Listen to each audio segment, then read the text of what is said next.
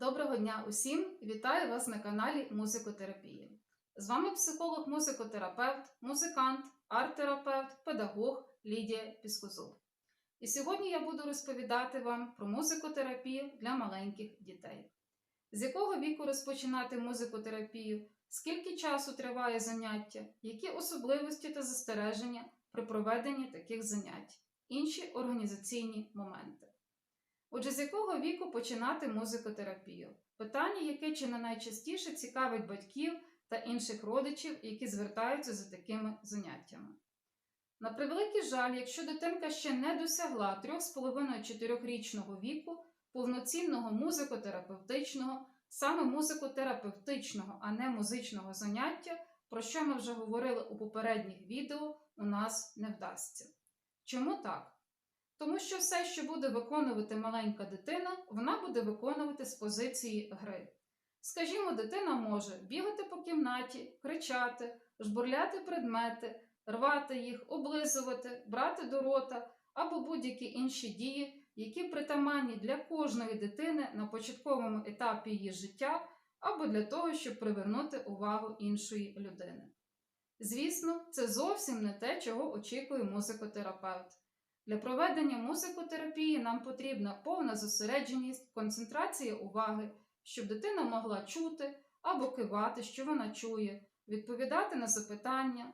Нам потрібно провести для неї найпростіший музикотерапевтичний тест чи іншу вправу. І це, скоріше за все, буде неактуально. Наші запити просто не співпадуть.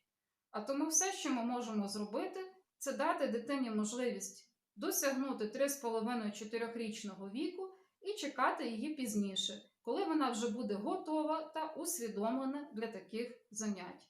Починати ж їх набагато скоріше, на жаль, це дуже велика втрата часу, емоцій та коштів батьків. Скільки часу триває музикотерапевтичне заняття? У середньому воно повинно тривати від 30 до 35 хвилин для зовсім маленьких дітей та від 45 до 50 хвилин для дітей старшого віку, для підлітків і до години часу для дорослих.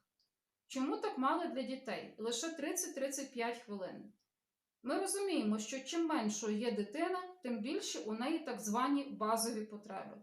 Дитина дуже скоренько втомлюється, вона втрачає енергію, може попроситися на руки до батьків, заплакати, захотіти їсти, захотіти до туалету, або будь-які інші дії, які, на жаль, перервуть заняття і втратиться його ефективність, або й припиниться загалом. А тому нам потрібно проводити заняття в максимально короткий термін, або ж робити повтори. Скажімо, ми можемо проводити заняття двічі на тиждень, або давати батькам простенькі музикотерапевтичні вправи додому, щоб дитина не забувала того, що проводилося для неї на занятті. Якщо ж діти вже старшого віку, заняття може тривати 45-40-50 хвилин, однак до того моменту, поки дитина чи підліток не відчують певну емоційну втому. Звісно, якщо у нас діти чи підлітки з певними встановленими діагнозами, які офіційно підтверджені, нам потрібно проводити для них особливі музикотерапевтичні заняття за індивідуальною програмою. Однак ця програма в обов'язковому порядку узгоджується з батьками або з іншими родичами, які до нас приходять. Це все, що я хотіла вам розповісти на сьогодні. Миру, здоров'я, буду рада вашим пропозиціям, коментарям, підпискам, уподобанням. До зустрічі!